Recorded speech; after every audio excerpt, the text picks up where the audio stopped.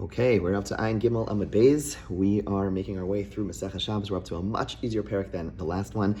Here we go. So with the last thing we saw was a discussion of the 39 melachos. The Mishnah told us that there are 39 melachos, and now the Gemara is going to start getting into the details of these different melachos. But first it asks, why do we need to have the number listed? Okay, we've seen this question before. Minyan, so we're all the way at the top of Ayin Gimel Amud Beis. We're learning the Ilu Nishmas Mendel Mariam Bas Kalman Ruvain. Here we go. Minyana Lamali. Why do I need the Tana to mention the number? In other words, we could count. Of course we know the number. So answers the Gemara, Rav Yochanan, Shemasan kulam behelam echad chayv kol achas v'achas. Because if a person did them all within one state of forgetting, one state of lapse of awareness, then you're going to be liable to bring a carbon for every single one of them. So if on one Shabbos, a very, very talented individual goes ahead and is transgresses and performs all these 39 prohibited malachos without realizing, they don't realize it's Shabbos or whatever the mistake is, and that's all from the last parak, right? It's possible to bring 39 different karbanos for one Shabbos. Okay.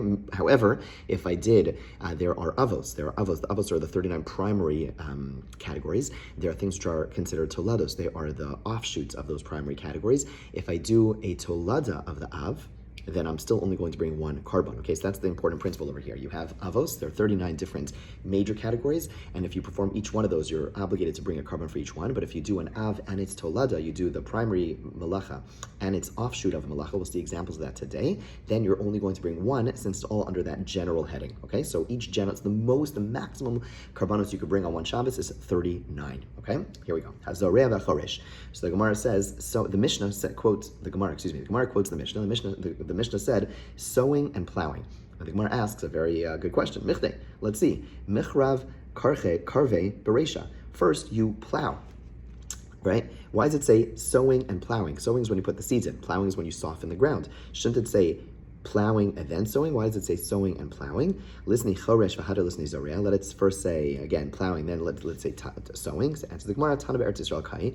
The author of this Mishnah was living in Eretz Yisrael. Desire beresha v'hadar karve. What they do is they would sow first and then plow. Rashi explains that they actually plowed first once, and then they would still need to plow a second time after putting the seed in, because the earth is so tough in many places in Israel, very, very solid ground, very rocky terrain, and therefore, if you wouldn't plow a second time, then the earth wouldn't be soft enough that to absorb the seed, and therefore nothing would happen. So that's why it says sowing and plowing, since you would oftentimes sow and then plow a second time after that. Okay. Tana, hazorea v'azomer v'anotea v'mabrich v'markiv. A person sows seeds, prunes trees. Prunes trees is like you cut the trees to, you cut the branches, etc., to help it growing process. Planting saplings, right? You have these like small trees that you wanna ensure that they grow into big trees in a certain location, so you plant a sapling. Propagating vines. What is propagating vines? Propagating vines is you have a vine of grapevine, and what you do is you take, let's say you bend it over and you plant the vine itself into the ground, and then what happens is it starts growing its own, takes roots and starts growing its own thing, and then they kind of snip the cord, and now you have two vines, right? Each of them growing on their own, right? So you took one, you turned it over, put it into the ground, and then this new one grows into its own new vine, and then you cut them. So now you have two things. That's called propagating vines, and grafting a branch. Grafting a branch, of course, is when you attach two different types of trees. Kula malacha achasein. They are all one malacha. They are all one primary labor. Ask the Gemara, "My kamash blan." What's the purpose of teaching us this? Hakamash blan ha'osu malachos harbe me'im malacha achas inu chavel achas. What we said in our introduction today, and that is that if someone does all these different things in one helam, in one moment, in one situation of a lack of awareness, then you're only going to be obligated to bring one carbon chatas, because they're all under the same category. Okay. Amar Rav Yacha, Amar Rav Chia bar Ashi, Amar Rav Ami. Zomer chai mishum notea. A person who prunes a tree is liable for planting. Okay, v'anotea v'mavrich v'markiv chai mishum zorea. A person who plants a sapling, propagates a vine, or grafts a branch, you are liable for sowing. Okay, ask the Gemara. Those cases, mishum zorea in mishum notea lo. Those cases of planting a sapling, propagating a vine, or grafting a branch. Why does Rav Acha in the name of Rav Chia, in the name of Ami, say you're liable for sowing? Aren't those also a form of planting? And the Gemara says you're right. Ema ach mishum zorea. What Rav Acha was trying to teach us was saying that these malachos, again, planting a sapling, propagating a vine, or grafting a branch, are also included in sowing. What's he coming to teach us? He's coming to teach us like this. Let's say a person goes ahead on one Shabbos and they put some seeds in the ground. Okay, so what are they liable for? Sowing. Okay, and then they go ahead and they graft a branch, or they plant a sapling, or they propagate a vine.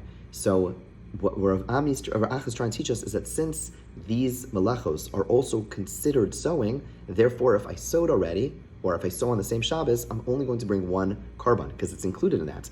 In addition, it's also included in planting. Okay, so in other words, if on the same Shabbos I do planting, and then I do one of these malachos, so propagating or planting a sapling or grafting a branch, or on the same Shabbos I do sowing or one of these three things, it'll be covered either way because these are considered todos of both sowing and of planting. Right? In other words, you're following? In other words, this is unique because typically we have an av, we have a primary malacha, and then we have a tolada, we have something that comes from it, something which is an extension of it. What Rav Ach is trying to teach us is that these three things, planting a sapling, propagating a vine, or grafting a branch, is considered a tolada of both zorea, sowing, and a planting. And the nafkamina, the practical implication of this, is that if I went ahead and I planted on Shabbos and I did one of these things, I'm only chayiv one because it's included in it. Or if I sowed on Shabbos and I did one of these things, I'm still only chayiv one because they're all included in the same malacha, right? If I planted on Shabbos and I sowed on Shabbos, those are going to be, okay, that's the basic point, right? The basic point is that it's going to be included in either one, okay? So these things are considered sowing, even though, we would say if I plant a sapling or I graft a branch, it's more planting-like, but it's also a form of sowing. It's also a form of sowing, and therefore it's going to be included in sowing, in which case, again, if I sowed on Shabbos and I planted a sapling, propagated a vine, or grafted a branch, it's all included in sowing. Amar of Kahana,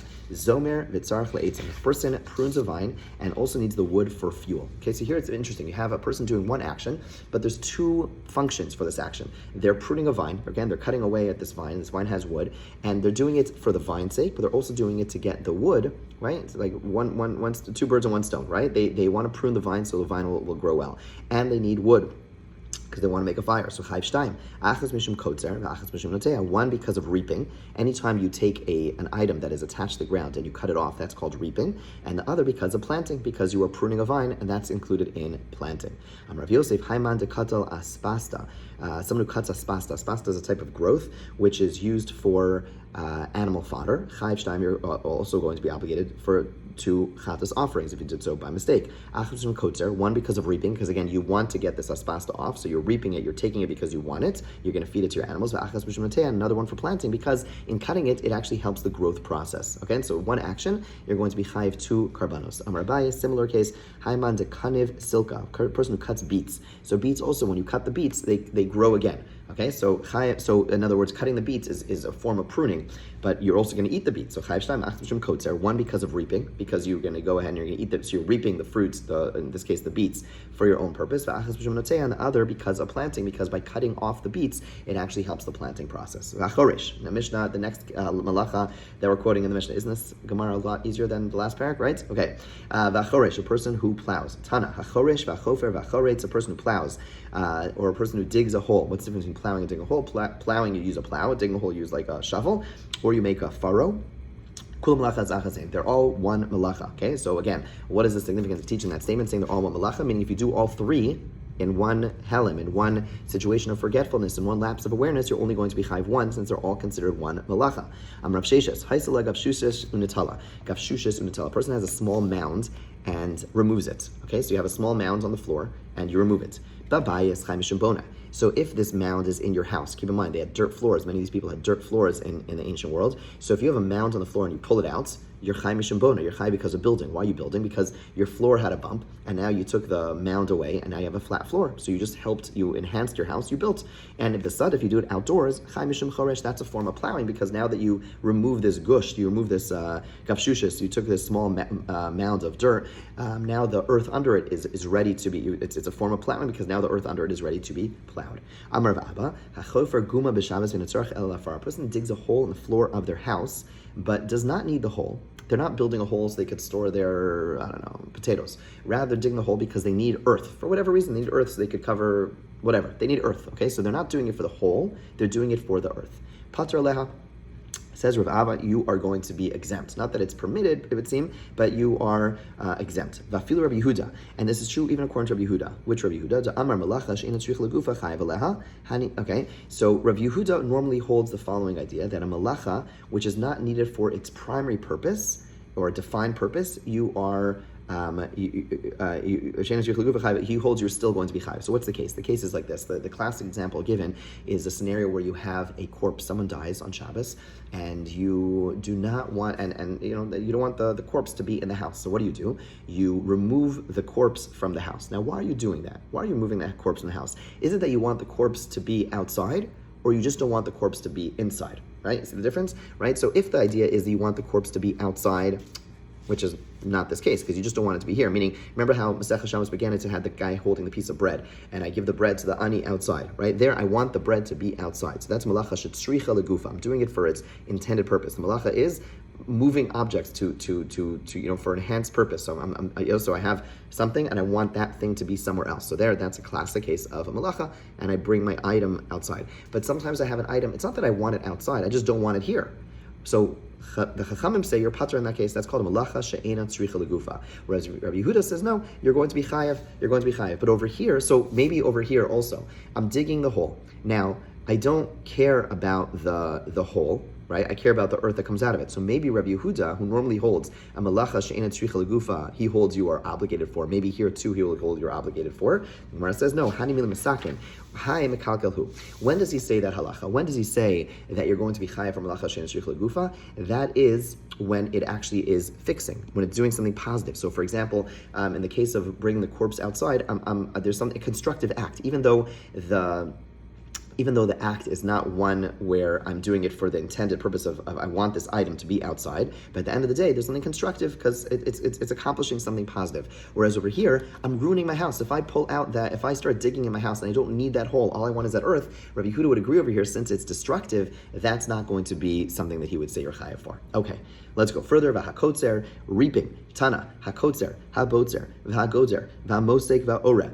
If a person reaps grain, right, they cut the grain off, or they cut grapes, or they harvest dates, or they collect olives, or they gather figs, they're all under one category. They're all called kotzer. It's all forms of harvesting. It doesn't matter which fruit or which vegetable or which grain you are pulling out of the ground, that is all called harvesting. Amar Papa.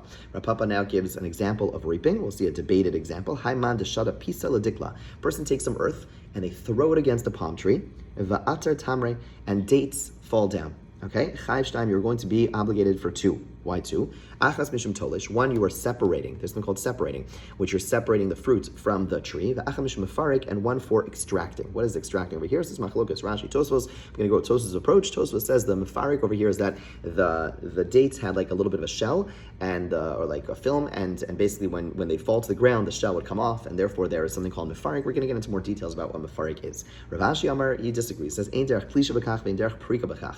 This is not the normal manner for detaching, nor is it the normal manner for extracting. Why? Because normally when you take fruit off a tree, how do you do it? You take your hands, you pull it off, right? Throwing things at a tree to have things fall off, that's not a normal way to get a fruit off a tree, and therefore you are going to be exempt. The only way you're chayav for something is if you do it in its normal fashion. Okay, Amir.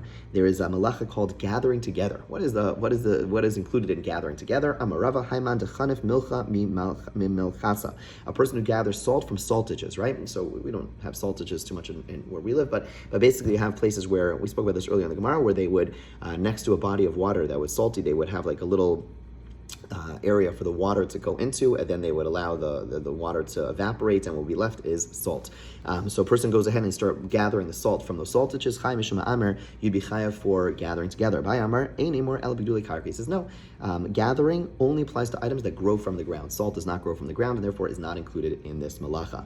Okay, and we'll go into some more details on Amr. It's not so relevant, but typically we're going to be talking about a case where after the harvesting took place, I went, and according to many Rishonim, in the place where it is, meaning if I go ahead to my fridge and I start taking out all my carrots, that's not ma'amra, that's not gathering together. Gathering together, according to many, is in a situation where I just harvested, or I harvested earlier, and the items are still there, and I go ahead and I start gathering them. That's going to be called ma'amer. Okay, the hadash, threshing, tana, hadash, v'manapet, threshing grain, or beating flax, or striking cotton. They're all forms of threshing, right? Threshing basically is when you smash the item, you crush it. So whether it's with the grain, whether it's flax or it's cotton, all those cases where you're going to to smash it, to bang it. All those cases are one malacha of threshing. Okay, hazora v'habora v'atochin mamarakid, winnowing, selecting, grinding, or sifting. Okay, so hainu zora, hainu bora, hainu marakid. The Gemara asks, all these things are basically the same thing. All these things are separating the bad from the good. You're basically you have a mixture of things. You want one thing, you don't want the other. Why do we need them as three separate malachos? So Baya but Rava Namri Tarvayu call mills the Havim Mishkan. We're now on Ayin Dalad and Aleph. Anything that was found in the Mishkan, Aflagav Deika did Damila. Even though there is another act that's similar to it, Chashivla, we mention it as another malacha. So very interesting. Any action that took place in the process of either building the Mishkan or the upkeep of the Mishkan. So for example, these malachos revolve around the bread, the lechem apanim that was used in the Mishkan. So anytime that you have these different steps, even though theoretically you could just collapse them into one, really the idea is separating, but there are different steps of separating. But since it was done in the Mishkan, we mention each one. Ask the Gemara, v'lichshov nami kosesh. So why not mention pounding? Okay, so in the process of making bread, you reap, you thresh, and then you winnow, and then you separate, but then you pound it. You make it you want to make the fine flour, right? That's what it puts on all the bags. It says in the bags, it's fine flour. The way they make it fine is they really crush it extra afterwards. And so the Gemara, ani ochel pita b'lo ksisha. It's true. Abai says you're right. It is a malacha. If you pound flour, when it's still coarse, that is a malacha. The reason it's not mentioned in the Mishnah is because since that step is a step that's not engaged with by everyone, a poor person does not, the poor person has coarse flour, they don't have the means to buy the fine flour, and therefore it's not mentioned in the Mishnah. Rava gives another attempt, which we'll see will reject. Rava Amar Hamani Rabbihi Damar Avos Malachos Abram Chazar Achas. He says no, they're really the author of our Mishnah is Rebbe, who holds that there are 39 malachos. There are only 39 malachos, right? Meaning Abai's answer was that really this is another malacha. Really, pounding is a 40th malacha. It's just not listed here because it's not relevant to the poor people. Rava says it's Rebbe, who holds no, there's really only 39 malachos. There are not more malachos. Bichashav kosesh, and if they would mention pounding, Havile Arbam, that would be a 40th. Answer the Gemara of Lipok Chada Mehanach La'al Kosesh. Fine. So you want to tell me that it's included, that pounding is included in threshing. So, and that's why it's not mentioned as one of the 39, as one of the 39. So instead of taking pounding and including it in threshing, why don't you list pounding and threshing? And then when it comes to borer, we saw three different malachos, right? We saw three different malachos. We saw, what were they? Winnowing, selecting, grinding, sifting, right? So those were, winnowing, selecting, and sifting are all different types of selecting. So why not take one of those off? Okay, and then you'll have, hear me out. Here we go. So basically, we had in our Mishnah, we have three different types of borer, right? And the Mishnah said, we have to list them all, okay? And now we're in the opinion, where Rav is telling us that we're in the opinion of Rebbe, who says there are really only 39 malachos. So any other malacha, so he says the reason kosesh, pounding, is not listed is because it's going to be included in threshing.